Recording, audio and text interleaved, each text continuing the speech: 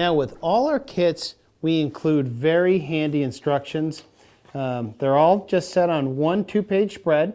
In this case, in the spreader bars, we break it down to 4 steps. Okay, so now I have everything laid out, so I'm ready to begin this project. So I got my 6-inch squids and a 9-inch squid ready, handful of 1.7 millimeter crimps. We're going to be using 200-pound test mono, so we know these will fit perfectly. Black chafe gear, a handful of rigging beads. In this case, we're going to just use one metal chafe guard, and that's going to connect to the hook. A couple of egg sinkers, which will help the squid track a little bit and also handle the spacing. And this is an excellent way to add 3 inches of spacing. It saves a lot of time over the entire squid having beads in it. Then lastly, this is our very popular tuna hook, the 8705 VMC Dynacut hook. So I have everything ready to go, and now I'm going to begin with step 1 here, which is going to be to attach the 2 flank lines to the spreader bar.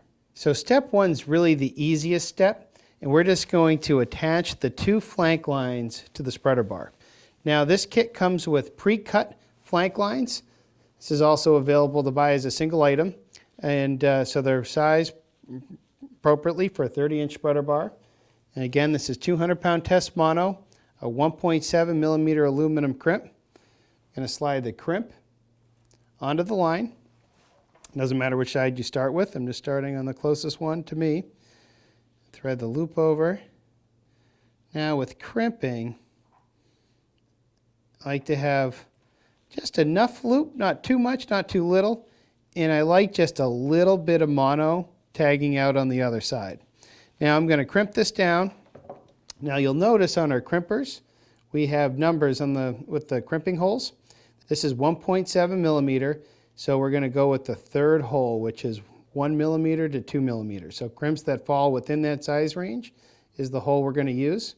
And these are extra long crimps, so each crimp is going to get 3 crimpings, if that's a word, with the crimping tool. And I just make sure my lines space properly. I got my little tag end. Now I'm going to go to the 3rd hole, which is the 1 millimeter to 2 millimeter, again a 1.7 millimeter crimp.